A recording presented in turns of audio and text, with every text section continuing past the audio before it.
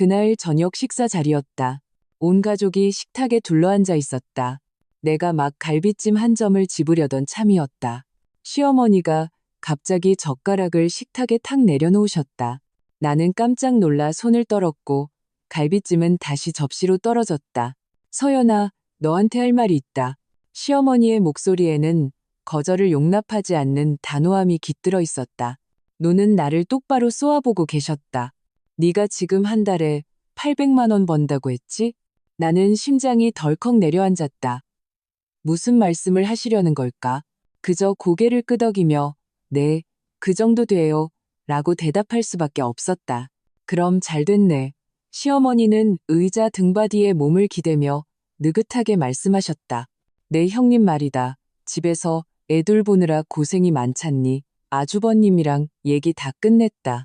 앞으로 네가 매달 내 형님한테 750만 원씩 보내주도록 해라. 네? 나는 내 귀를 의심했다. 손에 들고 있던 사기 그릇이 쨍그랑 소리를 내며 바닥에 떨어져 크게 이가 나갔다. 뜨거운 국물이 발등에 튀어나도 모르게 앗소리를 질렀다. 남편이 급히 나를 일으켜 세우며 미간을 잔뜩 찌푸렸다. 당신 왜 그래? 어머니 말씀하시잖아. 왜 그릇을 깨고 그래? 나는 남편을 무시하고 시어머니를 쳐다봤다. 어머니, 다시 한번 말씀해 주세요. 750만 원. 네가 한 달에 800만 원 버니까 형님한테 750만 원 주라고. 그럼 저는 50만 원으로 살고요. 50만 원이면 충분하지 않니? 시어머니는 입술을 삐죽이며 경멸하는 표정을 지으셨다. 너는 혼자 벌어 혼자 쓰니 걱정 없지만 내 형님은 애들 데리고 있는데 돈 들어갈 때가 얼마나 많겠어. 작은 엄마로서 좀도 없는 게 뭐 그리 대수라고. 그리고 네가 돈을 더 잘 버니 나눠주는 게 당연한 거 아니냐? 형님은 옆에서 고개를 숙인 채 밥만 퍼먹고 있었지만 입꼬리는 몰래 올라가 있었다. 웃음을 참지 못하는 듯했다. 아주버님은 고개를 숙이고 술만 마시며 못 들은 척했지만 귀는 쫑긋 세우고 있었다. 당연하다고요? 나는 화가 나 목이 잠겼다. 이 돈 제가 매일 야근하고 주말에도 일해서 번 돈이에요. 하늘에서 뚝 떨어진 돈이 아니라고요. 750만 원이라니 차라리 제 월급 통장을 그냥 드리라고 하시죠. 너는 애가 어떻게 말을 그따위로 하니? 시어머니가 버럭 소리를 지르며 식탁을 내리치셨다. 그릇들이 부딪히며 달그락 소리를 냈다. 내가 우리 아들 힘들게 키웠다. 이제 그 애가 너랑 결혼했으니 네가 돈을 더 벌면 집에 보태는 게 당연한 거야. 내 형님은 우리 집에 시집 와서 애 낳고 살림하느라 고생하는데 우리가 박대하면 쓰겠니? 그래도 이건 너무 심하잖아요. 나는 답답해서 발을 동동 굴렀다. 800만 원에서 750만 원을 주면 저는 뭘 먹고 살아요? 화장품 좀 덜 사고 외식 좀 줄이면 50만 원으로 충분해. 시어머니는 나를 노려보며 말씀하셨다.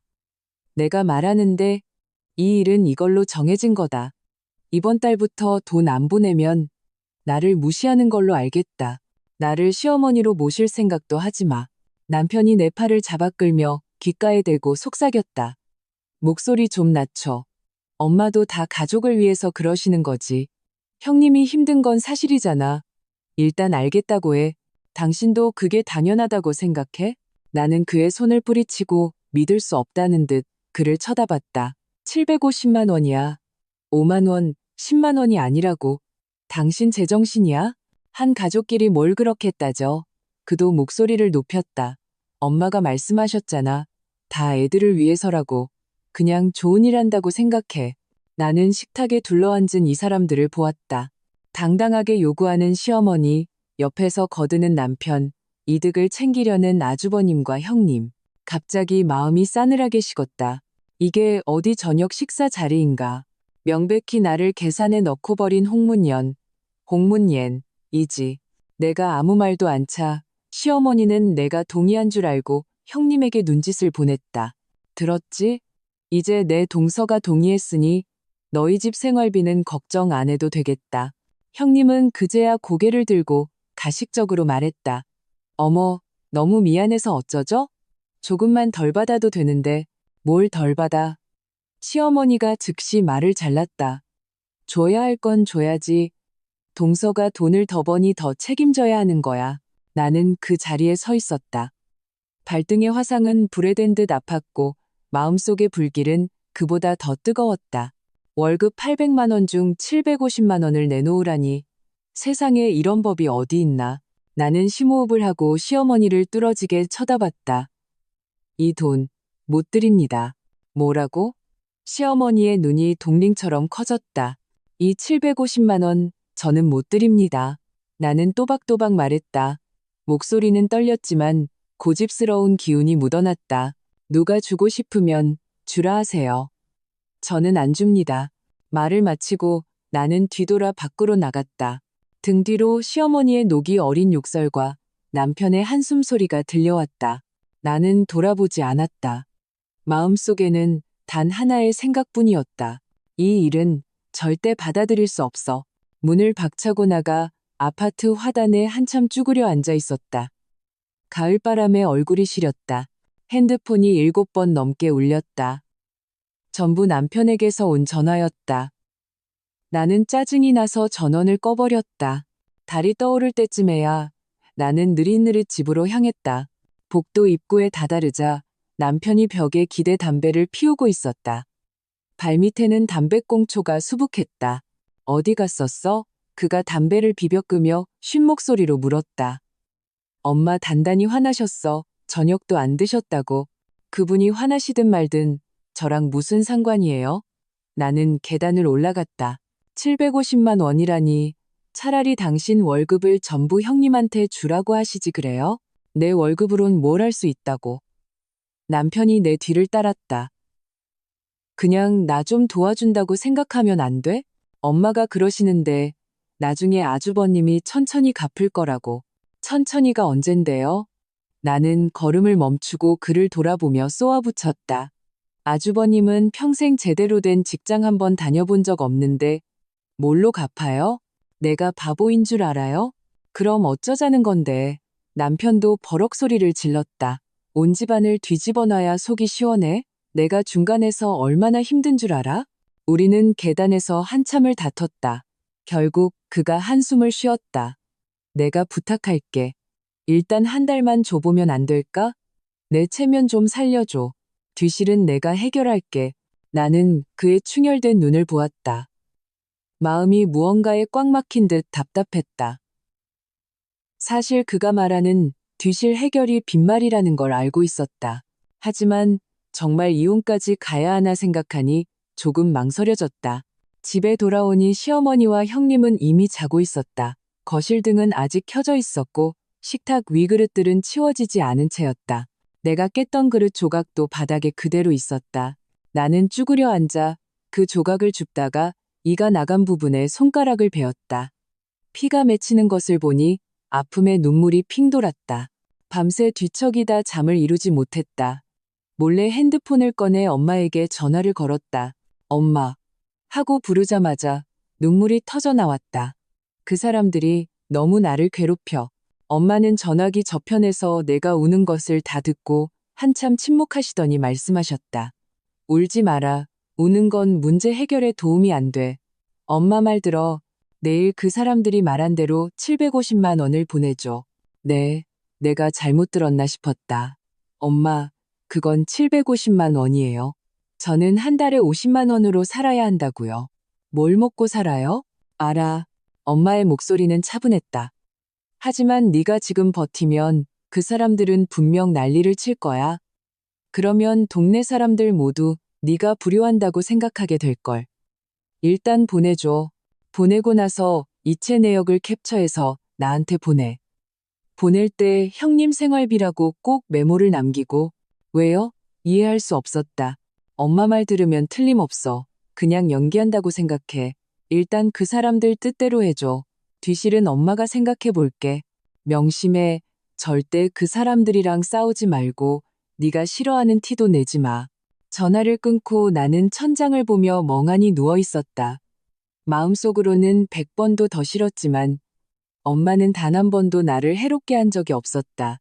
이렇게 말씀하시는 데에는 분명 이유가 있을 것이다. 다음 날 아침, 내가 마가침 식사를 차려놓자 시어머니가 나를 쳐다보며 물었다. 핸드폰, 돈 보냈니? 나는 이를 악물고 이체 앱을 켰다. 750만 원을 입력하고 확인 버튼 위에 손가락을 올려놓은 채 한참을 망설였다. 결국 눈을 질끈 감고 눌렀다. 띵 하는 소리와 함께 형님의 핸드폰이 울렸다. 그녀가 핸드폰을 들어 확인하더니 금세 얼굴에 웃음꽃이 피었다. 어머, 동서 고마워. 정말 속이 깊네. 시어머니도 다가가서 보시더니 얼굴에 주름이 활짝 펴졌다. 그래, 이래야지. 한 가족은 서로 돕고 살아야지. 서연아, 앞으로도 열심히 해서 돈 많이 벌어. 내 형님도 덕 좀 보게. 나는 아무 말 없이 그릇에 담긴 죽만 휘저었다. 맛이 느껴지지 않았다. 그들이 보지 않을 때 나는 서둘러 이체 내역을 캡처해서 엄마에게 보냈다. 보냈어요. 이제 어떻게 해요? 라고 덧붙였다. 엄마는 바로 답장을 보내왔다. 침착하게, 움직이지 마. 그들이 뭘 요구하든 일단 들어줘. 명심해, 돈을 줄 때마다 꼭 증거를 남겨야 한다. 나는 그 글자를 보며 엄마의 뜻을 조금 알 것 같았다. 엄마는 내가 정말로 타협하라는 게 아니었다. 일단 그들을 안심시키라는 것이었다. 그 뒤의 계획은 분명 숨겨져 있을 터였다. 형님은 핸드폰을 들고 거실을 돌아다니며 시어머니와 소곤거렸다. 이따금 나를 힐끗 쳐다보는 그 눈빛에는 더위가 감춰지지 않았다. 남편이 다가와 내 어깨를 두드렸다. 그래, 이래야지. 가와만사성이라고. 나는 입꼬리를 억지로 올리며 아무 말도 하지 않았다. 하지만 마음속으로는 비웃고 있었다. 기다려봐. 이 연극은 이제 막 시작했을 뿐이야. 누가 마지막에 웃게 될지는 아직 모르는 일이라고. 그 750만 원을 보낸 다음 날, 형님은 새 명품 가방을 메고 내 앞에서 흔들어 보였다. 일부러 가방의 로고를 내 눈앞에 들이대면서 동서, 이 가방 예쁘지? 어제 막 샀어. 80만 원이나 줬다니까. 역시 동서가 능력이 좋아. 이렇게 쉽게 돈이 들어오니 쓰는 맛도 나네. 나는 테이블을 닦고 있어서 그녀의 말에 대꾸하지 않았다. 하지만 속으로는 훤히 알고 있었다. 나를 떠보는 것이었다. 내가 정말로 참고 있는지 보려는 것이었다. 아니나 다를까 오후가 되자 시어머니가 느릿느릿 내 방으로 들어오셨다. 소파에 앉으시더니 서연아, 내 형님이 그러는데 애들 분유가 거의 다 떨어졌단다. 50만 원만 더 보내주렴. 50만 원이요? 내 손에 들린 걸레가 멈췄다. 지난주에 막 사지 않았나요? 그거야 거의 다 먹었으니까 그렇지. 시어머니는 이를 쑤시며 가볍게 말씀하셨다. 애가 둘인데 많이 먹지. 그리고 너 지금 그 정도 돈은 아무것도 아니잖아. 나는 바로 대답하지 않고 서랍으로 가서 공책과 펜을 꺼냈다. 어머니, 그럼 이렇게 하죠. 앞으로 돈을 드릴 때마다 영수증을 하나씩 써요. 두 분을 못 믿는 게 아니라 제 머리가 나빠서 이런 장부를 잘 기억 못 하거든요. 나중에 잊어버리고 딴소리하면 안 되니까요. 시어머니의 얼굴이 순식간에 굳어졌다. 너 지금 무슨 소리 하는 거니? 한 가족끼리 영수증을 써? 우리를 도둑으로 아는 거니? 도둑으로 아는 게 아니고요. 그냥 기념으로 남겨두려고요. 나는 종이와 펜을 건넸다. 그냥 오늘 서연에게서 아이들 분유값 50만 원을 받음이라고 쓰시고 서명만 하시면 돼요. 그때 마침 형님이 들어오다가 그 말을 듣고 코웃음을 쳤다. 참나, 50만 원 가지고 영수증까지 써야 해? 진짜 쪼잔하다. 그냥 돈 주기 싫다고 솔직하게 말하지. 왜 그런 핑계를 대? 주기 싫은 거 아니에요. 나는 펜을 그녀 앞으로 밀었다. 쓰는데 시간도 얼마 안 걸리잖아요.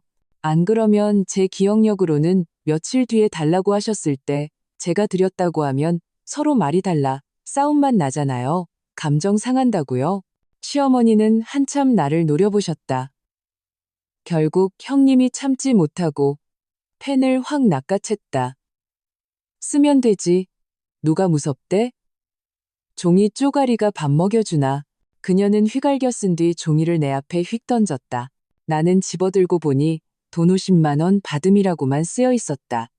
분유값이라는 말도 없었고 서명은 동그라미 하나가 전부였다. 형님, 죄송하지만 무슨 돈인지 명시해 주시고 성함도 다 써주시겠어요? 나는 종이를 돌려주었다. 안 그러면 나중에 정말 말이 달라질 수 있잖아요. 진짜 까다롭네. 형님은 눈살을 찌푸렸지만 내가 말한 대로 고쳤었다. 아이들 분유값을 추가하고 자신의 이름 김지영을 똑바로 썼다. 나는 영수증을 접어 전용 쇠상자에 넣었다. 그러고 나서야 핸드폰을 들어 50만 원을 보냈다. 밤에 남편이 돌아오자 시어머니는 그에게 일러 바쳤다. 내 아내 이제 대단해졌어. 돈 좀 주는데 영수증을 써야 한단다. 우리가 그 돈 떼먹을까봐 걱정하는 것처럼. 남편은 나를 보며 미간을 찌푸렸다. 당신 왜 그래? 정말 그런 걸 써야 했어? 남들이 알면 내가 얼마나 무능력해 보이겠어. 자기 아내 하나 제대로 못 다스린다고 할 거 아니야. 그냥 잊어버릴까 봐요. 나는 고개를 숙이고 그릇을 치우며 말했다. 나중에 물어보셨을 때 제가 기억 못하면 더 골치 아파지잖아요. 종이 한 장 써두면 명확하니까 싸울 일도 없고요. 남편은 무언가 더 말하려 했지만 내 눈빛에 막혔다.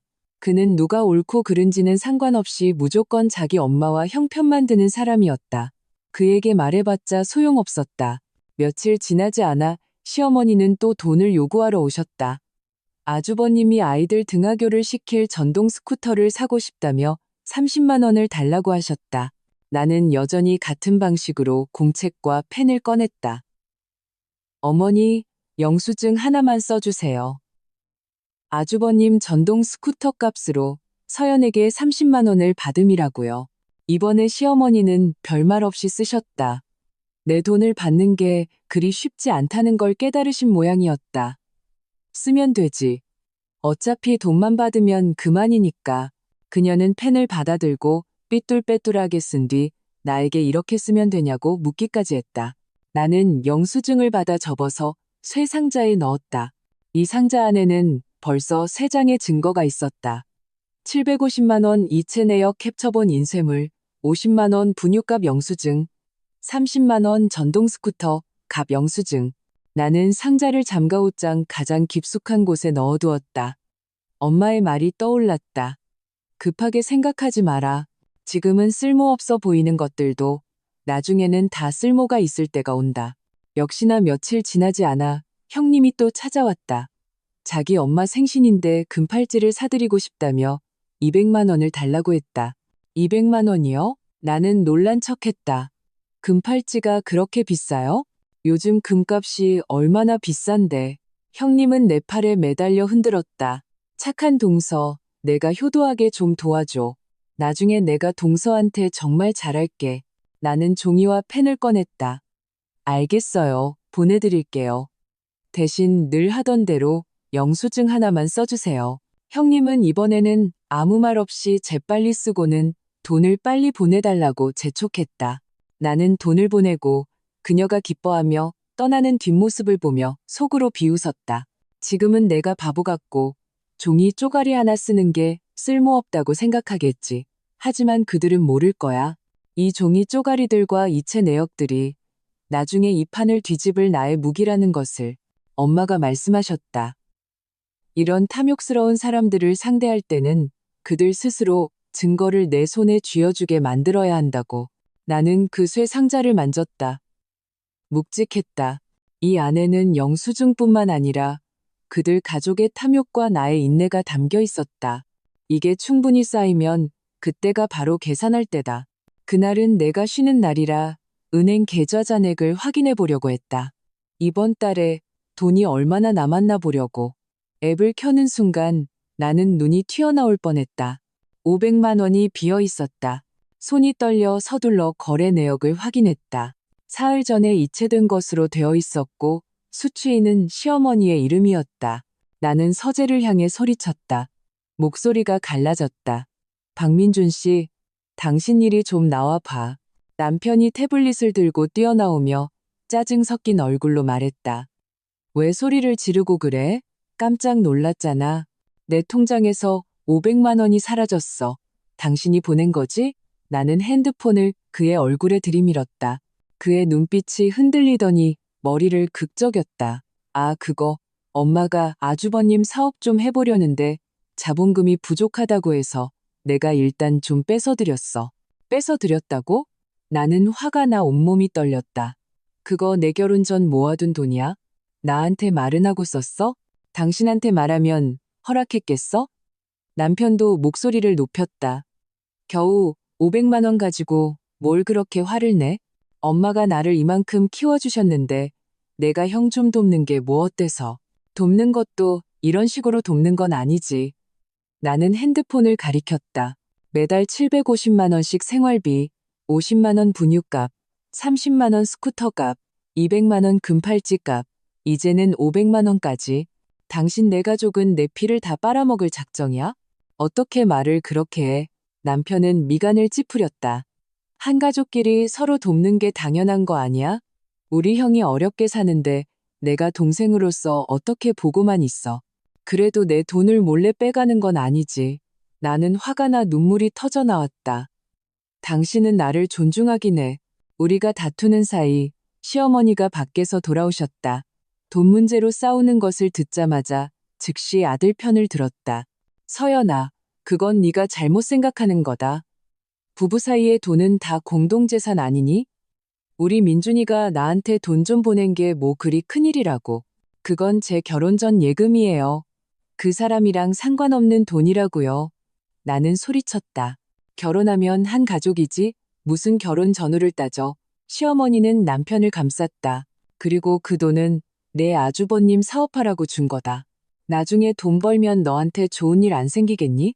무슨 사업을 해서 돈을 벌어와요? 나는 비웃었다. 몇 년 전에 식당 차렸다가 0만 원 날리고 인터넷 쇼핑몰 한다고 500만 원 날렸잖아요. 이제 또 뭘 하려는 건데요? 남편은 내가 물러서지 않자 갑자기 한숨을 쉬었다. 내가 잘못했어. 됐지? 당신한테 말 안 한 건 미안해. 하지만 돈은 이미 보냈는데 다시 달라고 할 수는 없잖아. 앞으로 내 월급은 한 푼도 안 건드리고 다 당신 줄게. 됐어? 나는 그의 그 모습을 보며 마음이 혼란스러웠다. 사실 그의 월급은 자기 용돈으로 쓰기에도 부족하다는 걸 알고 있었다. 저 말은 나를 속이려는 것뿐이었다. 시어머니가 가신 후 나는 몰래 핸드폰을 꺼내 녹음 기능을 켰다. 그리고 다시 남편에게 다가갔다. 솔직하게 말해, 그 500만 원 엄마가 시켜서 보낸 거지? 그렇다면 어쩔 건데? 그는 아직 화가 풀리지 않아 내가 녹음하는 것을 눈치채지 못했다. 엄마가 그러셨어. 내 돈은 그냥 놔둬봤자 썩는 돈이니 꺼내서 집안에 보탬이 되는 게 낫다고. 그리고 여자가 무슨 돈을 그렇게 모아두냐고. 내 돈 내가 알아서 쓰는 거지. 당신네 가족이 왜 이래라 저래라 해요? 나는 일부러 그를 자극했다. 당신은 왜 이렇게 철이 없어? 그는 역시나 걸려들었다. 우리 엄마 연세도 많으신데 우리 형제 잘 사는 것만 바라신다고. 네가 며느리로서 좀 더 참고 이해해주면 안 돼? 겨우 몇 푼 가지고 우리 집안정에 비하면 그게 뭐라고. 나는 핸드폰을 조용히 주머니에 다시 넣었다. 녹음은 계속되고 있었다. 그는 계속해서 내가 인색하다, 불효한다, 자기 가족을 무시한다고 떠들어댔다. 그의 말이 끝나자 나는 차갑게 그를 쳐다봤다. 좋아. 돈은 더 이상 따지지 않을게. 대신 영수증 써. 아주버님 사업 자금으로 서연에게 500만 원을 받음이라고. 또 영수증? 남편은 미간을 찌푸렸다. 아직도 안 끝났어? 반드시 써야 해. 내 태도는 단호했다. 안 그러면 이 일 안 끝나. 그는 나를 이기지 못하고 마지못했었다. 서명할 때 얼굴이 잔뜩 굳어 있었다. 나는 영수증을 조심스럽게 접어 그새 상자에 넣었다. 그리고 노트북을 켜서 핸드폰에 녹음 파일을 옮긴 후 USB에 백업하여 옷장 가장 안쪽 신발 상자에 숨겼다. 이 모든 것을 마친 후 나는 엄마에게 전화를 걸어 모든 일을 이야기했다. 엄마는 다 듣고 한참 침묵하시더니 말씀하셨다. 잘했다. 그렇게 해야 해. 모든 이체 내역, 영수증, 녹음 파일 다 잘 보관해도 종류별로 정리하고 암호화 파일로 만들어서 복잡한 비밀번호를 걸어두렴. 엄마, 이런 것들이 정말 쓸모가 있을까요? 나는 조금 불안했다. 걱정 마라. 엄마의 목소리는 단호했다. 사람의 욕심은 끝이 없는 법이야. 그들이 계속 그렇게 나오면 언젠가는 큰일이 터질 거다. 그때가 되면 이것들이 너를 지켜줄 부적이 될 거야. 네가 부당한 일을 당하지 않도록 지켜줄 거라고. 전화를 끊고 나는 그 쇠 상자를 보았다. 그리고 컴퓨터 속 암호화된 파일도 보았다. 마음이 조금 놓였다. 남편은 아마 미안한 마음이 들었는지 밤에 조용히 따뜻한 물 한 잔을 가져다 주었다.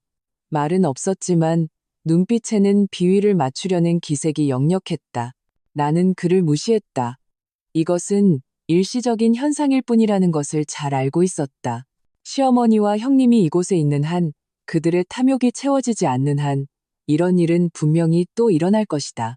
내가 지금 할 수 있는 것은 계속 참으면서 그들이 나에게 진 빚을 하나하나 기록해두는 것이다. 엄마가 말씀하신 그때가 오면 하나하나 전부 계산할 것이다.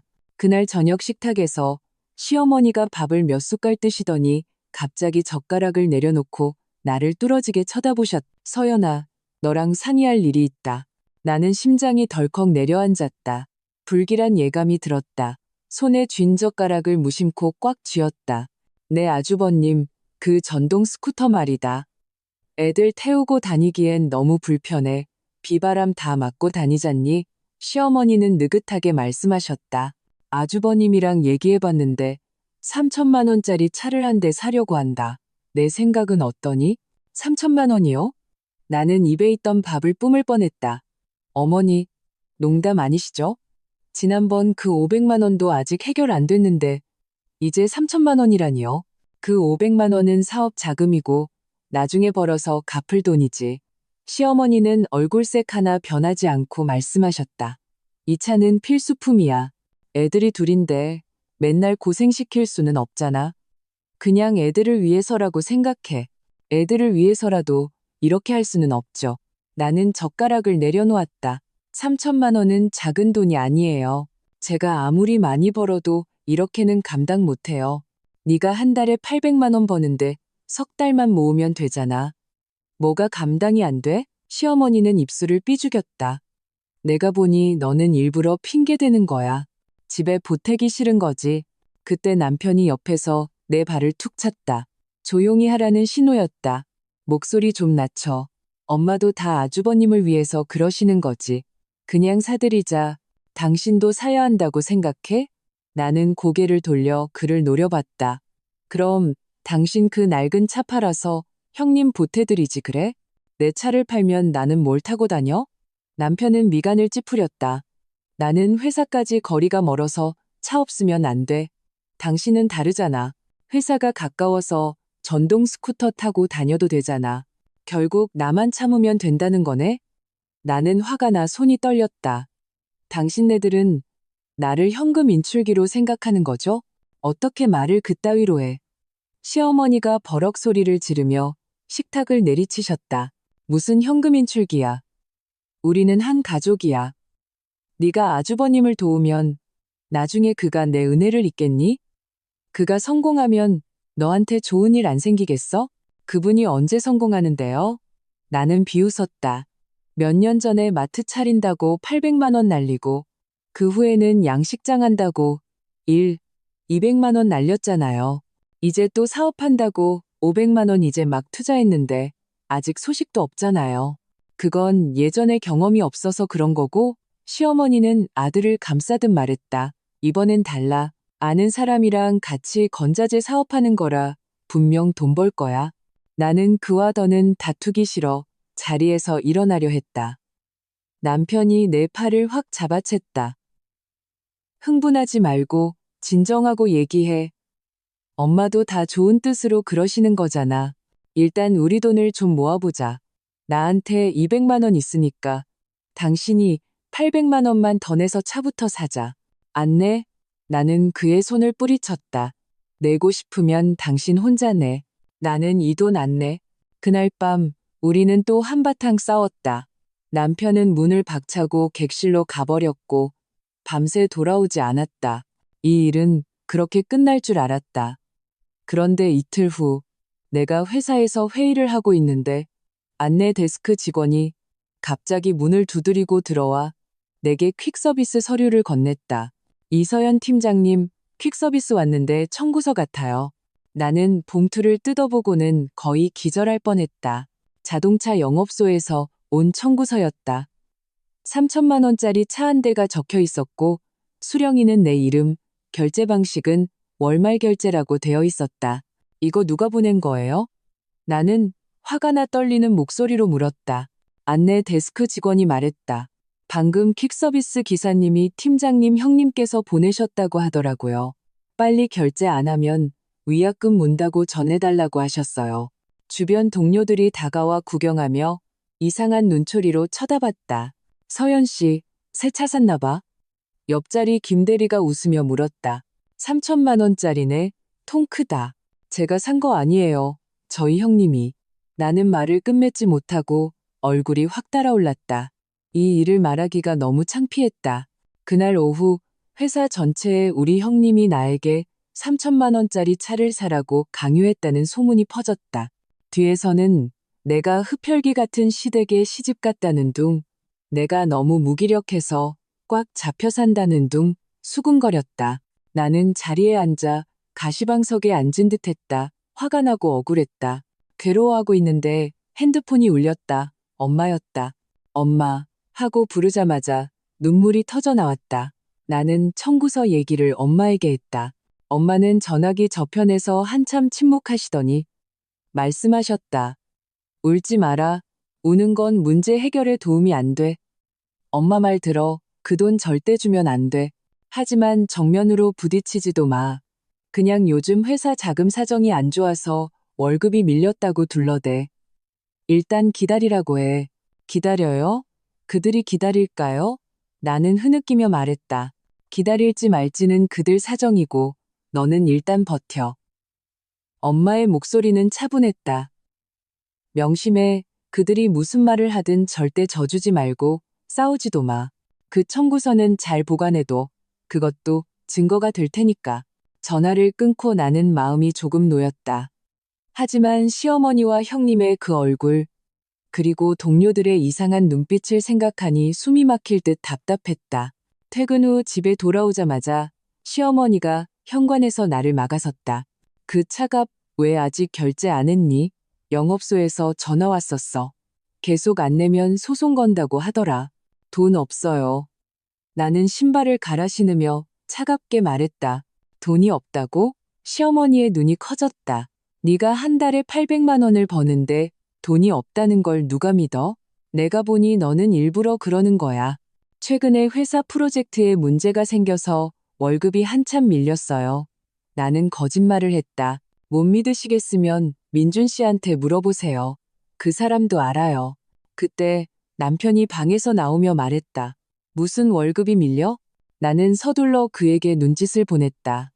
그는 잠시 멈칫하더니 상황을 파악하고 말했다. 아, 맞다. 며칠 밀렸지. 시어머니는 우리 둘을 의심스럽게 쳐다봤다.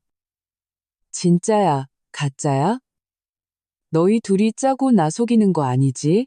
진짜예요. 속여서 뭐 하겠어요. 나는 방으로 들어가며 말했다. 월급 나오면 그때 얘기해요. 지금은 정말 돈 없어요. 시어머니는 무언가 더 말하려 했지만 남편이 그녀를 끌고 갔다. 두 사람은 거실에서 한참 소곤거렸다. 목소리는 작았지만 시어머니의 분노는 느낄 수 있었다. 나는 방으로 돌아와 문을 잠갔다. 핸드폰을 꺼내 그동안 모은 영수증과 이체 내역들을 다시 훑어보았다. 마음속으로 맹세했다. 기다려라. 언젠가 내가 너희들에게 삼킨 돈을 이자까지 쳐서 전부 토해내게 만들 테니 월급이 밀렸다는 말로 시간을 벌 수 있을 거라 생각했다. 그런데 겨우 사흘 만에 회사 로비가 발칵 뒤집혔다. 그날 오전 내가 막 컴퓨터 앞에서 기획안을 수정하고 있는데 안내데스크 직원이 허둥지둥 달려왔다. 팀장님, 로비에 어떤 남자들이 찾아왔어요. 험악하게 생겼는데 돈 받으러 왔다고 해요. 나는 심장이 덜컥 내려앉았다. 불길한 예감이 들었다. 서둘러 그녀를 따라 로비로 내려갔다. 로비에 도착하자마자 문신을 한 덩치 큰 남자 3명이 입구를 막고 서 있었다.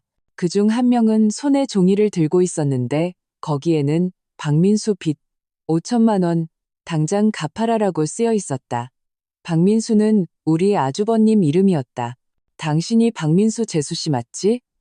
우두머리로 보이는 남자가 눈을 가늘게 뜨고 나를 쳐다봤다. 그놈이 우리한테 빚진 5천만 원. 이제 갚아야지.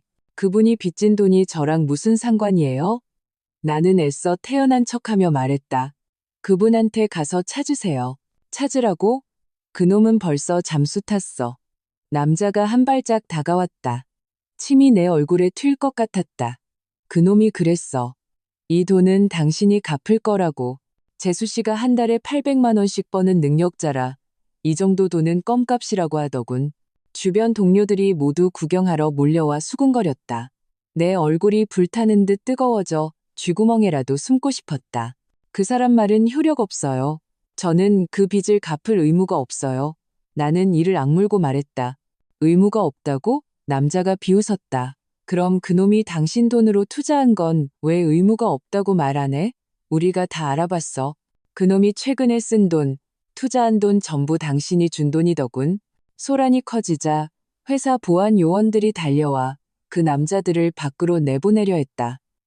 하지만 그들은 목소리가 커서 온 건물이 울릴 정도로 소란을 피웠다. 부장님이 사무실에서 나와 미간을 찌푸리며 나를 사무실로 불렀다. 이 팀장, 이게 도대체 어떻게 된 일이야? 회사 이미지가 너무 안 좋아지잖아. 나는 눈시울을 붉히며 모든 일을 설명했다. 부장님은 한숨을 쉬었다. 가정사는 내가 관여할 바 아니지만 업무에 지장을 주면 안 되지. 일단 집에 가서 이 문제부터 해결하고 와요. 언제 해결될지 모르겠지만 해결되면 그때 다시 출근하도록 해요. 이 말은 사실상 정직 처분이었다. 나는 마음이 급했지만 변명할 수도 없었다.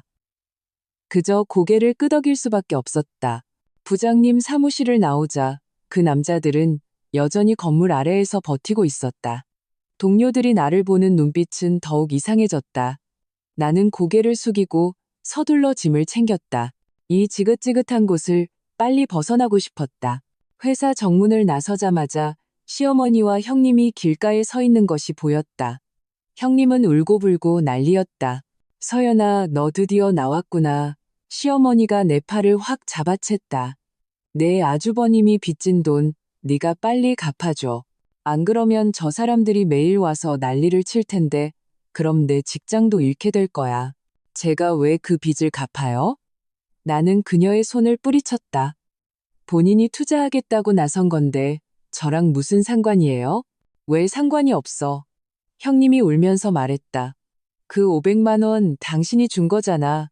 그 돈이 없었으면 아주버님이 더 투자할 생각도 안 했을 거고 사기당하지도 않았을 거야. 결국 다 당신 탓이야. 제 탓이라고요? 나는 기가 막혀 웃었다. 제가 그분한테 투자하라고 칼 들고 협박했어요? 제가 사기치라고 시켰어요? 아무튼 네가 갚아야 해. 시어머니는 길바닥에 주저앉아 떼를 쓰기 시작했다. 네가 돈 안 갚으면 내가 네 회사 앞에서 죽어버릴 테다. 사람들이 모두 네가 어떤 인간인지 보게 할 거야. 자기 아주버님이 사기당했는데도 못 본 척하는 인간이라고. 그때 남편도 도착했다. 아마 시어머니가 전화를 한 모양이었다. 그는 오자마자 나를 붙잡았다. 일단 돈부터 줘. 일이 더 커지면 당신한테 좋을 거 없어. 돈 없어요. 나는 그의 손을 뿌리쳤다. 5천만 원, 내가 어디서 그런 큰 돈을 구해요? 설령 있어도 안 줄 거예요. 당신 왜 이렇게 고집이 세? 남편은 답답해서 발을 동동 굴렀다. 그건 5천만 원이야. 저 사람들이 진짜 난리쳐서 경찰에 신고하면 아주버님 감옥 가야 한다고. 감옥에 가는 것도 자업자득이죠. 나는 소리쳤다. 누가 그렇게 욕심부리래요? 하늘에서 돈벼락이라도 맞을 줄 알았나 보죠. 주변 사람들은 점점 더 많이 모여들었다. 동영상을 찍는 사람, 수군거리는 사람, 나는 바닥에 주저앉아 떼쓰는 시어머니, 울고 있는 형님, 그리고 나에게 돈을 내놓으라고 설득하는 남편을 보았다. 마음이 칼로 베이는 듯 아팠다. 이게 내가 시집온 집안이었다. 이게 내가 진심으로 대했던 가족이었다. 결국 나를 이런 궁지로 몰아넣었다. 나는 심호흡을 하고 핸드폰을 꺼냈다. 아직도 떼를 쓰는 시어머니와 우는 형님을 향해 동영상을 찍었다. 그리고 뒤돌아섰다. 어디가? 남편이 뒤에서 소리쳤다. 집에요. 나는 뒤도 돌아보지 않고 말했다. 이 난장판, 치우고 싶은 사람이 치우라 하세요. 버스를 타고 집으로 돌아오는 길, 창밖으로 스쳐 지나가는 풍경을 보며 눈물이 하염없이 흘렀다. 나는 엄마에게 전화를 걸어 모든 일을 이야기했다. 울음 때문에 말을 잇지 못했다. 엄마는 전화기 저편에서 한참 침묵하시더니 말씀하셨다. 뭘 울어? 이건 나쁜 일이 아니야. 저 사람들 계속 떠들게 놔둬. 일이 커지면 커질수록 좋아. 명심해. 누가 무슨 말을 하든 절대 돈 내주지 마. 그리고 어떤 서류에도 서명하지 마. 엄마가 갈게. 전화를 끊고 나는 마음이 조금 나아졌다. 그래, 울어서 뭐하나. 일은 이미 벌어졌고 이를 악물고 버텨야 했다. 엄마가 나쁜 일이 아니라고 하셨으니 분명 이유가 있을 것이다. 다만 이 지긋지긋한 날들이 언제 끝날지 알 수 없었다. 집에 돌아와 나는 침실에 틀어박혀 문을 잠갔다. 남편이 3번이나 문을 두드렸지만 열어주지 않았다. 한밤중이 되어서야 문밖이 조용해졌다. 나는 조심스럽게 물을 마시러 나왔다. 거실은 캄캄했고 소파에서 희미한 핸드폰 불빛만 보였다. 그가 소파에서 잠들어 있었다. 다음 날 아침 내가 막 계란 프라이를 하고 있는데 남편이 헝클어진 머리로 다가왔다. 내가 말하는데 그 5천만 원 당신이 무조건 줘야 해. 무슨 근거로요? 나는 접시를 식탁에 탁 내려놓았다. 당신 형이 진 빚을 왜 내가 갚아야 하는데요? 그 사람이 내 형이니까. 그가 목소리를 높였다.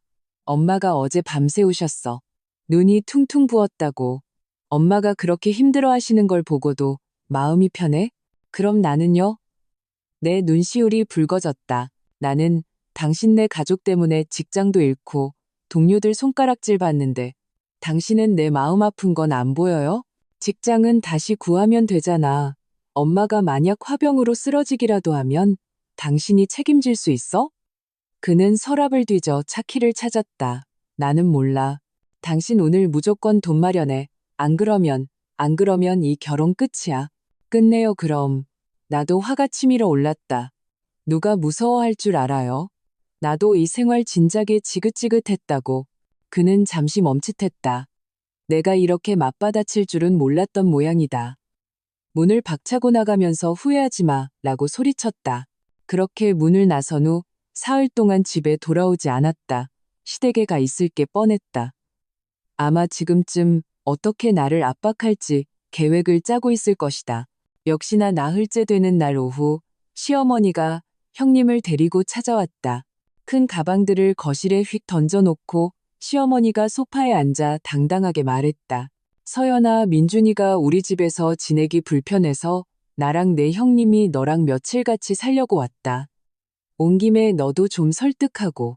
나는 그 짐들을 보자마자 머리가 아파왔다. 저희 집은 좁아서 이렇게 많은 사람이 살 수 없어요. 왜 못 살아? 형님은 객실로 들어가며 말했다. 이 방 좋네. 나랑 엄마가 여기서 지내면 딱이겠네. 그들은 마치 자기 집인 양 신발을 벗고 물을 마셨다. 전혀 자신들을 손님으로 생각하지 않았다. 그 후 며칠은 그야말로 악몽이었다. 시어머니는 매일 내 귓가에 아주버님이 얼마나 힘든지 읊어댔고 형님은 수시로 한숨을 쉬며 채권자들이 또 전화했다고 말했다. 두 사람은 서로 장단을 맞추며 내가 포기하기만을 기다렸다. 더 화가 나는 건 남편이었다. 그는 월급 통장의 자동이체를 다 해지해버렸다.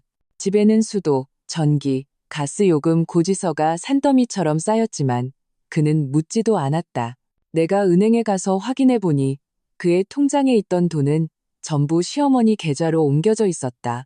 그날 밤 내가 고지서들을 보며 멍하니 있는데 갑자기 핸드폰에 문자 메시지가 왔다. 은행에서 온 것이었다. 내 신용카드로 200만 원이 결제되었다는 내용이었다. 소비 장소는 귀금속 가게였다. 나는 화가 나 손이 떨렸다. 생각할 필요도 없이 형님 짓이었다. 그녀가 며칠 전에 내 핸드폰을 빌려 통화한다더니 몰래 결제 비밀번호를 외워둔 것이 틀림없었다. 김지영 씨, 나는 객실로 달려가 핸드폰을 그녀 얼굴에 들이밀었다. 내 신용카드로 뭘 산 거예요? 형님은 마스크팩을 붙인 채 느긋하게 핸드폰을 내려놓았다. 아, 그거. 엄마 생신 선물로 금 목걸이 하나 샀어. 동서는 어차피 돈 많으니까 이 정도는 신경 안 쓰잖아. 내가 신경을 안 쓴다고? 나는 온몸이 떨렸다. 그건 내 카드예요. 왜 말도 없이 긁어요? 한 가족끼리 뭘 그렇게 따져. 시어머니가 화장실에서 나오셨다. 허리에는 내 앞치마가 둘러져 있었다. 내 형님도 다 효도하려고 그런 거 아니니. 그리고 내 아주버님이 나중에 잘 되면 10배, 100배로 갚아줄 거야. 갚을 필요 없어요. 지금 당장 돈 돌려주세요. 나는 그녀의 가방을 빼서 금목걸이를 되찾으려고 했다. 몸싸움을 하던 중 형님의 목걸이가 바닥에 떨어져 두 동강이 났다. 그녀가 와하고 울음을 터뜨렸다. 내 목걸이 물어내. 그거 내 결혼 예물이야. 분명히 당신이 내 카드를 훔쳐 쓴 거잖아요. 나는 화가 나 머리가 윙윙 울렸다. 핸드폰을 들어 경찰에 신고하려 하자 시어머니가 확 낚아채 갔다. 네가 감히 경찰에 신고해? 그녀는 핸드폰을 소파에 던져버렸다.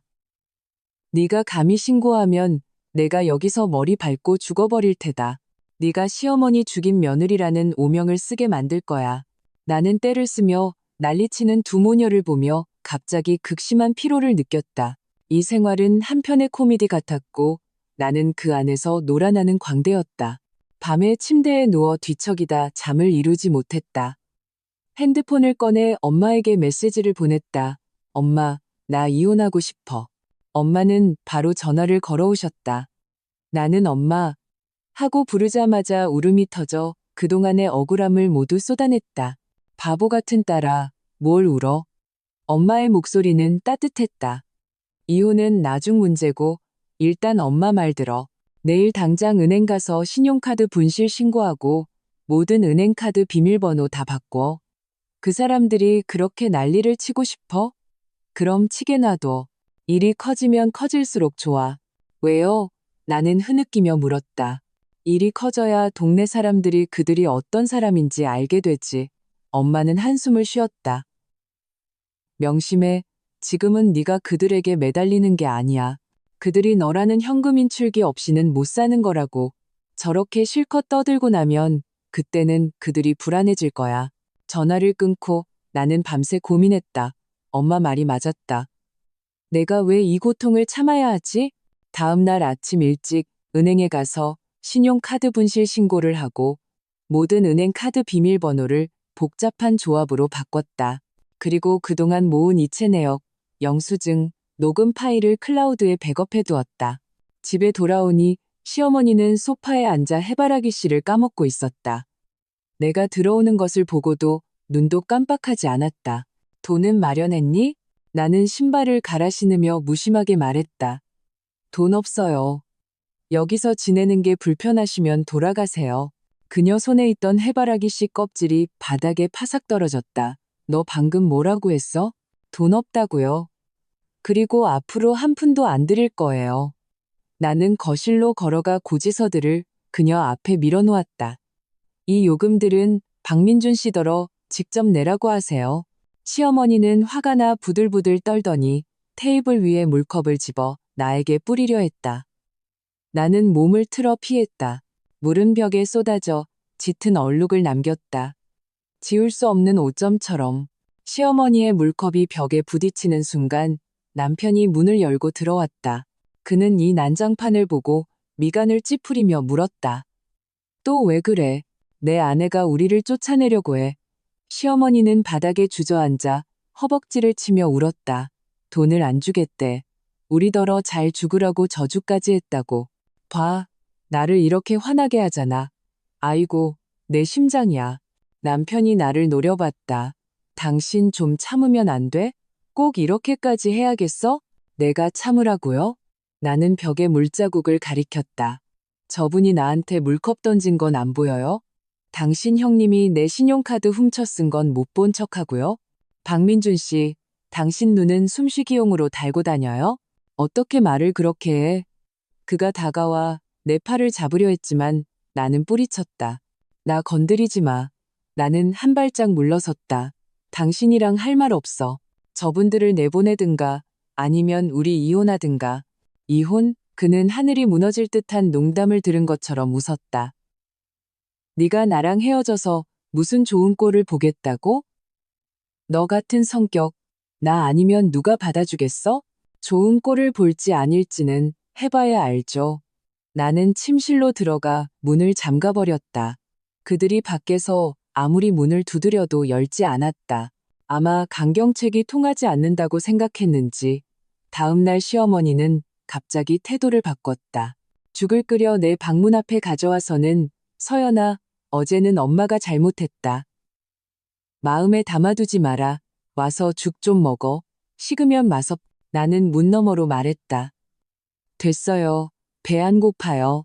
아직도 화가 났구나. 그녀는 한숨을 쉬었다. 사실 그 5천만 원 너한테 다 내라고 한 건 아니었어. 네가 먼저 3천만 원만 내주면 나머지는 나랑 아주버님이 어떻게든 해볼게. 응. 한 푼도 없다고 말씀드렸어요. 나는 문에 기댄 채 말했다. 앞으로 제대로 살고 싶으시면 다시는 돈 얘기 꺼내지 마세요. 그렇게 살기 싫으시면 이혼하고요. 너는 애가 왜 이렇게 고집이 세? 시어머니의 목소리가 다시 낮아졌다. 내가 말하는데 이 돈 너 오늘 내도 내야 하고 안 내도 내야 해. 안 그러면 내가 내 회사 가서 난리치고 내 친정 가서 난리칠 거야. 모든 사람이 네가 얼마나 불효막심한 인간인지 알게 할 거라고. 역시나 오후에 내가 친구와 카페에서 취업 상담을 하고 있는데 이웃에게서 전화가 왔다. 서연 씨, 빨리 집에 와봐요. 시어머니가 아파트 입구에서 울고불고 난리예요. 서연 씨가 불효해서 아주버님 목숨값도 안 준다고요. 나는 심장이 덜컥 내려앉았다. 친구는 돌아가지 말라고 분명 함정일 거라고 말렸지만 아니, 가야 해. 나는 가방을 들고 밖으로 나갔다. 저 사람이 그렇게 나오고 싶다면 나도 끝까지 상대해줘야지. 아파트 입구에 돌아오니 역시나 많은 사람이 모여 있었다. 시어머니는 바닥에 앉아 허벅지를 치며 울고 있었고 형님은 옆에서 눈물을 닦고 남편은 한숨을 쉬며 서 있었다. 그야말로 한편의 막장 드라마였다. 여러분, 이리 와서 좀 보세요. 시어머니는 내가 돌아온 것을 보고 더 서럽게 울었다. 이게 제 착한 며느리입니다. 한 달에 800만 원을 벌면서 자기 아주버님 목숨값도 안 주려고 해요.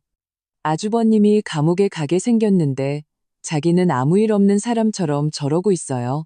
어머니, 그 말씀은 틀렸죠. 나는 다가가서 주변 사람들이 다 들을 수 있을 만큼 크지도 작지도 않은 목소리로 말했다. 아주버님이 빚진 5천만 원은 투자 사기를 당한 돈이에요. 저랑 무슨 상관이 있어요? 왜 상관이 없어? 시어머니가 벌떡 일어섰다. 그 투자 미천, 네가 준 500만 원 아니었어? 그 500만 원은 빌려준 돈이에요. 여기 영수증도 있어요. 나는 핸드폰을 꺼내 영수증 사진을 열었다. 거기에는 투자 목적으로 서연에게 500만 원을 빌림이라고 명확하게 쓰여 있었고 그의 서명도 있었다. 주변 사람들이 다가와 보더니 누군가 작게 수군거렸다.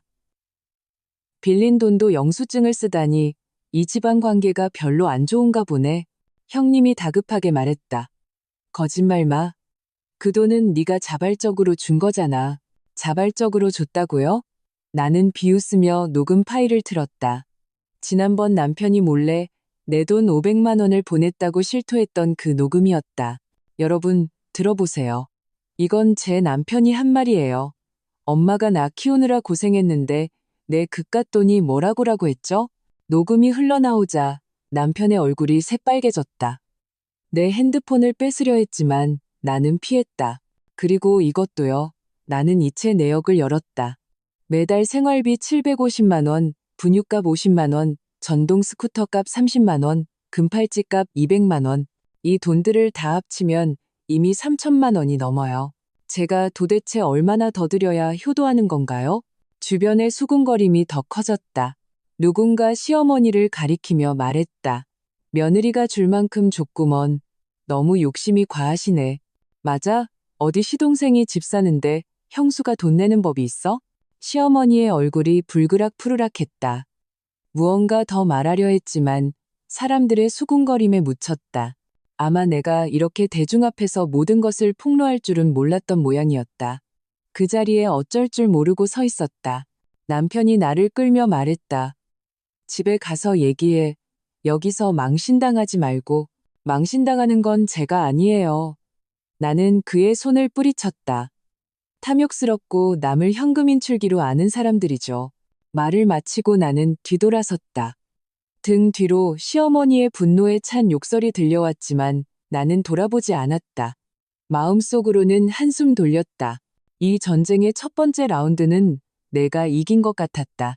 집에 돌아오자 시어머니는 방에 틀어박혀 반나절 동안 나오지 않았다. 형님은 거실에서 안절부절못하며 이따금 나를 힐끗 쳐다봤다. 남편은 베란다에 쭈그려 앉아 담배를 피우고 있었다. 바닥에는 이미 담배꽁초가 반갑은 쌓여 있었다.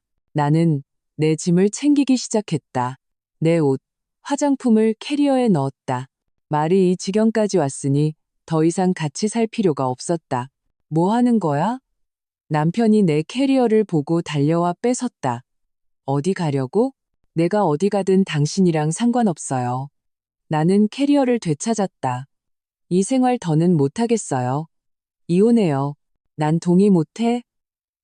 그가 캐리어를 바닥에 내동댕이 쳤다.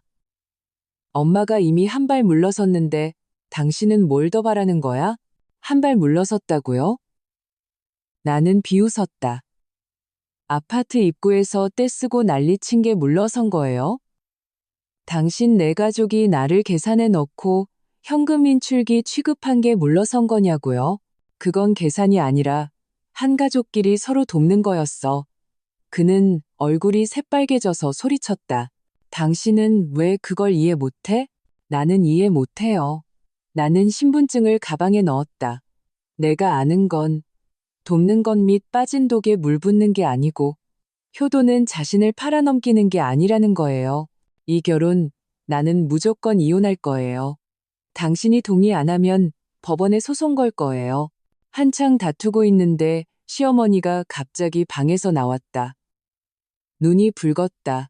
서연아, 엄마가 잘못했다. 엄마가 너한테 사과할게. 우리 민준이랑 이혼하지 말아다오. 응? 나는 잠시 멈칫했다. 그녀가 사과할 줄은 몰랐다. 예전엔 엄마가 욕심이 많았어.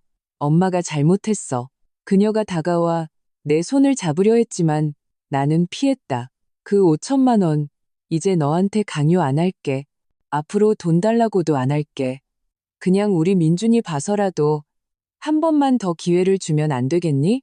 그때 형님도 다가와 부드럽게 말했다. 동서, 예전엔 내가 잘못했어. 동서 신용카드 몰래 쓴 거 내가 사과할게. 화 풀고 그냥 있어. 응? 갑자기 태도가 바뀐 두 사람을 보며 나는 등골이 오싹했다. 사출반상 필요요. 시추반장 삐여요. 분명 꿍꿍이가 있을 것이다. 역시나 다음날 아침 이상한 낌새를 눈치챘다. 내 캐리어가 사라진 것이다. 남편에게 물으니 그는 우물쭈물하며 말했다. 엄마가 당신 갈까봐 치워두셨어. 돌려달라고 해요. 나는 화가 치밀어 올랐다. 그만 좀 해. 그가 나를 설득했다. 엄마가 사과까지 했는데 뭘 더 바라는 거야. 그리고 이혼은 누구에게도 좋지 않아. 특히 우리 엄마한테는 몸도 안 좋으신데 그런 충격 감당 못하셔. 나는 그와 더는 말 섞기 싫어. 시어머니 방으로 가서 캐리어를 찾았다. 아무리 뒤져도 찾지 못했는데 침대 머리맡 서랍에서 편지 봉투 하나를 발견했다. 안에는 내 신분증과 은행카드 사진 몇 장이 들어있었다. 그리고 종이 한 장에는 우리 친정 주소와 부모님 전화번호가 적혀 있었다. 나는 심장이 덜컥 내려앉았다. 사진을 들고 시어머니에게 물었다. 이거 왜 찍으셨어요? 시어머니의 얼굴이 순식간에 하얗게 질렸다. 우물쭈물하며 말했다. 아, 아무것도 아니야. 그냥 네가 잃어버릴까봐 보관해주려고. 보관하는데 우리 부모님 전화번호까지 찍어야 해요? 나는 사진을 책상에 내던졌다. 우리 부모님 찾아가서 난리치려고 했죠? 아니야. 형님이 서둘러 말했다. 그건 엄마가 동서 부모님께 전화해서 사과드리려고. 사과하는데 몰래 사진을 찍어요? 나는 비웃으며 핸드폰을 꺼내 경찰에 신고하려 했다. 신고하지 마. 남편이 달려와 내 핸드폰을 뺏었다. 이런 사소한 일로 무슨 신고를 해. 몸싸움을 하던 중 내 핸드폰이 바닥에 떨어져 액정이 깨졌다. 하지만 나는 그런 것에 신경 쓸 겨를이 없었다. 그들을 가리키며 말했다. 내가 경고하는데 우리 부모님 건드릴 생각 마요. 안 그러면 내가 당신들 가만 안 둘 거야. 그날 오후 나는 캐리어를 찾지 못했지만 침대 밑에서 더 끔찍한 것을 발견했다. 인쇄된 카카오톡 대화 내용 뭉치였다. 내가 친구에게 시댁흉을 본 내용들이었다. 그리고 남자 동료와 밥 먹는 사진 몇 장. 각도가 매우 교묘해서 오해하기 딱 좋았다. 등골이 서늘해졌다. 이런 것들이 인터넷에 퍼지거나 우리 부모님께 전달된다면 그 결과는 상상도 하기 싫었다. 이 가족은 나를 굴복시키기 위해 이런 짓까지 할 수 있는 사람들이었다. 밤에 나는 침대에 누워 자는 척했다. 거실에서 시어머니와 남편이 나누는 대화가 들려왔다. 걔가 눈치챈 것 같아. 남편의 목소리가 낮게 깔렸다. 눈치채면 어때? 시어머니가 말했다. 걔가 이혼 안 하고 돈만 내놓으면 우리는 계속 버티는 거야. 정 안 되면 그 사진들 걔네 부모한테 보내버리면 되지? 걔네 부모가 가만히 있을까? 그래도 그건 너무 심하지 않아요? 남편이 조금 망설였다. 심하다고? 5천만 원에 비하면 이게 뭐가 심해? 시어머니가 코웃음을 쳤다. 돈 받아서 내 아주버님 빚부터 갚고 나면 그때는 걔가 이혼하고 싶어도 못해. 나는 주먹을 꽉 쥐었다. 손톱이 살을 깊게 파고들었다. 그들의 사과는 전부 연기였다. 나를 안심시킨 다음 더 비열한 방법으로 나를 압박하려는 속셈이었다. 다음 날 아침 나는 그들이 깨기 전에 몰래 집을 빠져나와 기차역으로 직행했다. 가는 길에 엄마에게 전화를 걸어 사진과 대화 내용을 발견한 사실을 말했다. 걱정 마라. 엄마가 지금 데리러 갈게. 엄마의 목소리는 차분했다. 일단 어디든 숨어 있어. 그들이 찾지 못하게.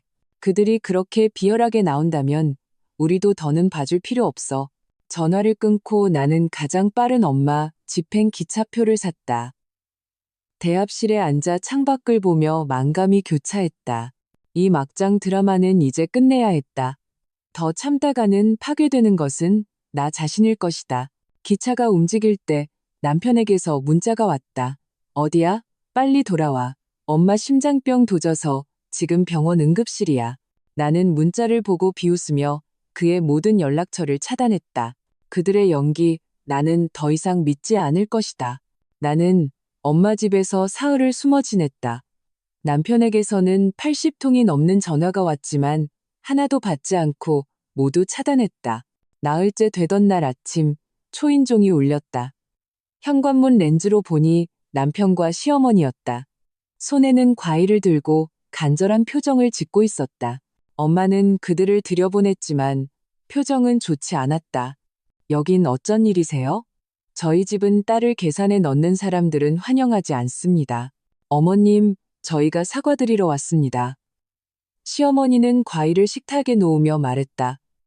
예전에 저희가 잘못했습니다. 서연이에게 돈을 강요하면 안 되는 거였는데 저희가 잘못했어요. 남편도 옆에서 고개를 끄덕였다. 서연아, 나랑 같이 집에 가자. 집에 당신이 없으면 안 돼. 돌아갈 수 있어요.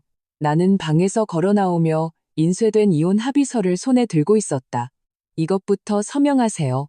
정말 이혼하려는 거야? 남편의 얼굴이 일그러졌다. 내가 사과까지 했는데 뭘 더 바라는 거야? 바라는 거 없어요. 그냥 해방되고 싶을 뿐이에요. 나는 합의서를 그에게 밀었다. 재산 분할은 명확하게 적어놨어요. 결혼 후 공동재산은 반반이고 당신이 몰래 어머니께 보낸 돈은 반드시 돌려줘야 해요. 이체 내역이 증거예요. 시어머니가 합의서를 집어들고 훑어보더니 갑자기 바닥에 주저앉았다. 나는 동의 못해. 내 아들은 이혼 못해. 네가 감히 이혼하면 내가 여기서 죽어버릴 테다. 누굴 겁주세요? 엄마가 나를 뒤로 감쌌다. 여긴 법치국가예요. 그렇게 떼쓴다고 되는 거 없어요.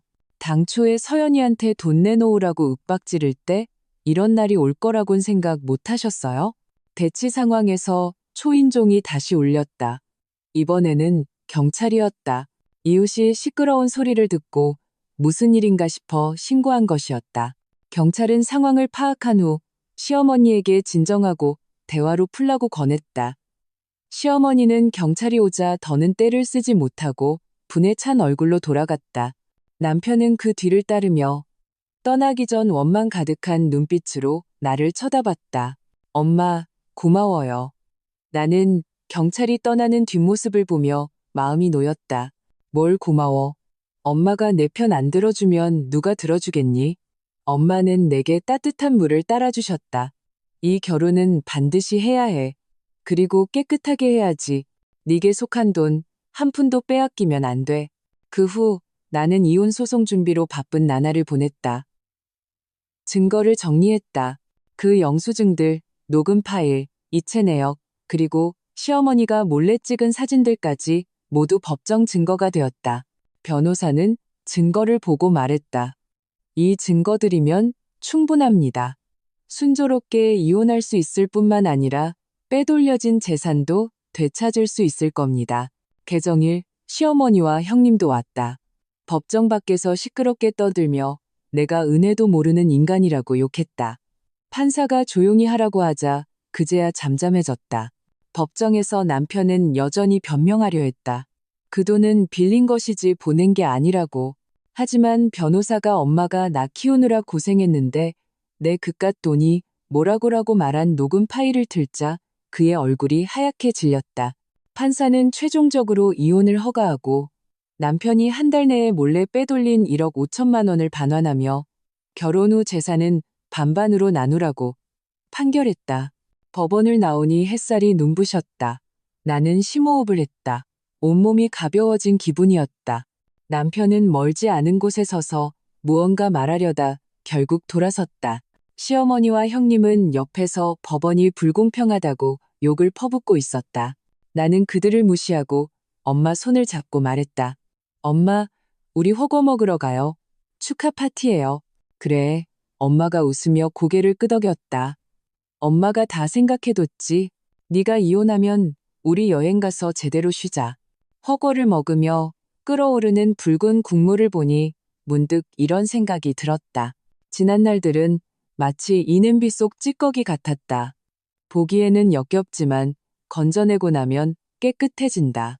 엄마가 내게 고기를 얹어주셨다. 이제 그만 생각해. 앞으로 살아갈 날이 길어. 내 인생 잘 살면 돼. 나는 고개를 끄덕였다. 마음이 따뜻해졌다. 그래, 앞으로의 날들은 나를 위해 살 거야. 누구도 다시는 나를 괴롭히지 못해. 이혼 후 첫 달, 나는 평온하고 충실한 삶을 살았다. 새 직장을 구했다. 월급은 예전만큼 많지 않았지만 더 이상 누군가에게 계산당하지 않아도 되니 마음이 편했다. 어느 날 일하고 있는데 예전 이웃에게서 전화가 왔다. 서연 씨, 시댁에 큰일 났어요. 알아요? 무슨 일인데요? 나는 조금 놀랐다. 채권자들이 집에 쳐들어와서 집을 다 때려 부수고 경찰까지 왔었대요. 이웃은 한숨을 쉬었다. 아주버님이 투자한 그 사업 전부 사기였대요. 본인 돈 5천만 원만 날린 게 아니라 친척들까지 끌어들여서 투자하게 했나 봐요. 지금 다들 그 사람한테 돈 내놓으라고 난리예요. 그럼 그 집은 지금 어떻게 됐어요? 내가 물었다. 어떻게 되긴요. 집은 법원에서 압류해서 경매로 빚 갚아야 한대요. 시어머니랑 형님은 맨날 울고 남편은 돈 빌리러 사방팔방으로 뛰어다니는데 아무도 안 빌려준대요. 이웃은 잠시 말을 멈췄다. 생각해보면 자업자득이죠. 예전엔 그렇게 서연 씨 등쳐먹을 생각만 하더니 이제 벌 받는 거죠. 전화를 끊고 나는 아무런 감흥이 없었다. 오히려 속이 시원했다. 다 그들이 자초한 일이었다. 누구를 원망할 수도 없었다. 며칠 지나지 않아 형님에게서 갑자기 전화가 왔다. 나는 망설이다가 받았다. 서연아, 우리 좀 도와주면 안 될까? 그녀의 목소리는 울먹이고 있었다. 집이 경매로 넘어가게 생겼어. 우리 식구 다 길거리에 나앉게 생겼다고. 예전 정을 봐서라도 돈 좀 빌려줘. 안 그러면 우리 정말 길에서 자야 해. 돈 없어요. 나는 담담하게 말했다. 설령 돈이 있어도 당신들한테는 안 빌려줄 거예요. 당신들이 나를 그렇게 몰아붙일 때 정 같은 건 생각했어요? 내가 잘못했어. 정말 잘못했어. 그녀는 울면서 말했다. 그냥 우리 좀 불쌍히 여겨서 도와줘. 당신들을 불쌍히 여기라고? 그럼 누가 나를 불쌍히 여겨줬는데? 나는 비웃으며 말했다. 당신들이 내 신용카드 훔쳐 쓰고 내 사진 몰래 찍을 때 나를 불쌍히 여길 생각은 했어요? 다 당신들이 자초한 일이에요. 당연한 결과라고요. 말을 마치고 나는 전화를 끊고 그녀도 차단했다. 그런 사람들은 동정할 가치도 없었다. 또 반달이 지났다. 아주버님이 사기 혐의로 구속되었다는 소식을 들었다. 그는 본인만 사기를 당한 게 아니라 친척과 친구들까지 끌어들여 투자하게 했다. 이제 사람들이 사기꾼을 찾지 못하자 그에게 책임을 물어 경찰에 신고한 것이었다. 형님은 상황이 좋지 않은 것을 보고 집에 남은 몇 푼 안 되는 돈을 챙겨 도망쳤다. 친정으로 돌아가 다시는 모습을 보이지 않았다. 시어머니는 충격을 이기지 못하고 병석에 누웠지만 돌봐줄 사람이 없었다. 남편은 어쩔 수 없이 장기 휴가를 내고 그녀를 돌봐야 했다. 하루하루가 고달팠다. 예전에는 남의 것을 탐내기만 하던 그 노부인은 이제 머리가 하얗게 새고 사람을 볼 때마다 한숨만 쉬었다. 예전에 그 기세는 온데간데 없었다. 어느 날 내가 쇼핑을 하고 있는데 갑자기 누군가 나를 막아섰다. 남편이었다. 그는 많이 초췌해 보였다. 눈은 퀭하고 머리는 헝클어져 있었다. 서연아, 나 돈 좀 빌려줄 수 있을까? 그는 손을 비비며 멋쩍게 말했다. 엄마 입원비 내야 하는데 정말 방법이 없어서 그래. 돈 없어요. 나는 뒤로 물러서며 거리를 두었다. 너 돈 있는 거 알아. 그가 다급하게 말했다. 딱 500만 원만 빌려줘. 월급 받으면 바로 갚을게. 차용증 써줄게. 차용증이요? 나는 비웃었다. 당신이 내 돈 몰래 빼갈 때는 차용증 쓸 생각 안 했잖아요. 이제 와서 힘들어지니 알겠어요? 늦었어요? 내가 잘못했어. 정말 잘못했어. 그의 눈시울이 붉어졌다. 예전엔 내가 바보였어. 내가 편애하고 당신한테 잘해주지 못했어. 나한테 다시 한번 기회를 주면 안 될까? 우리 재혼하자. 내가 정말 잘할게. 재혼이요? 나는 어이가 없어 웃음이 나왔다. 그게 가능하다고 생각해요? 내가 겨우 불구덩이에서 기어나왔는데 다시 뛰어들 것 같아요? 나는 그가 무언가 더 말하려 했지만 내가 말을 잘랐다. 당신 어머니 입원한 건 당신이 책임져야죠. 그건 당신 책임이지. 나랑은 상관없어요. 앞으로 다시는 찾아오지 마세요. 우리는 이제 아무 관계도 아니니까. 서연아, 그가 뒤에서 소리쳤다. 너 정말 그렇게 매정해? 나는 돌아보지 않았다. 마음에는 아무런 동요도 없었다. 그런 분별력 없는 남자에게 마음이 약해지는 것은 나 자신에게 잔인한 짓이었다. 나중에 듣기로 남편은 시어머니 병원비를 대기 위해 자신의 차를 팔고 여러 인터넷 대출까지 받았다고 했다. 하루하루가 엉망진창이었다. 설날에 시어머니를 모시고 고향에 가려 했지만 친척들이 모두 그들을 냉대하며 자업자득이다, 멀쩡한 집안을 망쳐놨다고 했다고 한다.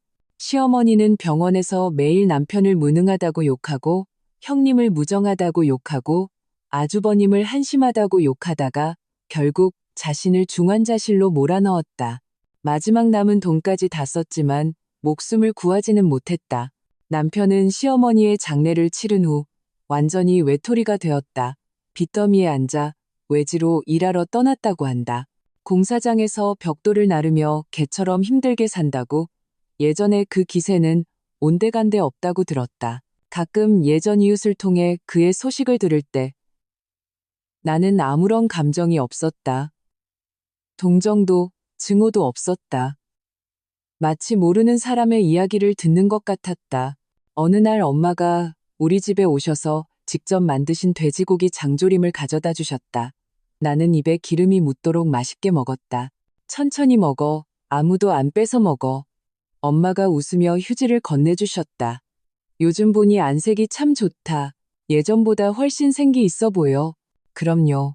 그 골치 아픈 일들이 없어졌는데 안 좋을 리가 있어요? 나는 입을 닦으며 말했다. 엄마, 솔직히 말해서 예전에 엄마가 저한테 참으라고 그 증거들 남겨두라고 했을 때 저는 정말 이해가 안 됐어요. 이제 알겠어요. 이제 알았으면 됐다. 엄마가 한숨을 쉬었다. 엄마가 너한테 무조건 참고 살라고 한 게 아니야. 그들의 진짜 모습을 똑똑히 보라는 거였지. 그런 탐욕스러운 사람들은 네가 강하게 맞서면 맞설수록 더 심하게 난리를 쳐. 차라리 일단 그들 뜻대로 해주면서 그들의 탐욕이 명백하게 드러나게 하는 게 나아. 정말 그래요. 나는 고개를 끄덕였다. 그들이 그렇게 심하게 난리를 치지 않았으면 이웃들도 그들의 진짜 모습을 몰랐을 거고 법원도 그렇게 순조롭게 이혼 판결을 내리지 않았을 거예요. 바로 그거야. 엄마가 내 손을 토닥였다.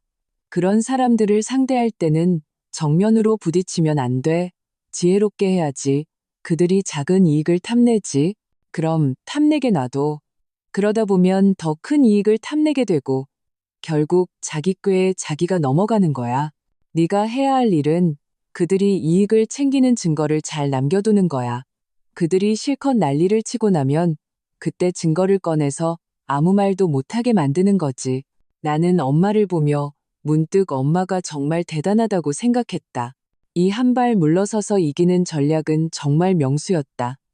나 자신을 보호하면서 그 탐욕스러운 사람들이 자업자득의 결과를 맞게 했으니 정말 일거양득이었다. 엄마, 고마워요. 나는 엄마를 껴안았다. 엄마가 아니었으면 제가 언제까지 그들에게 당하고 살았을지 몰라요. 바보 같은 딸아. 엄마가 내 편 안 들어주면 누가 들어주겠니?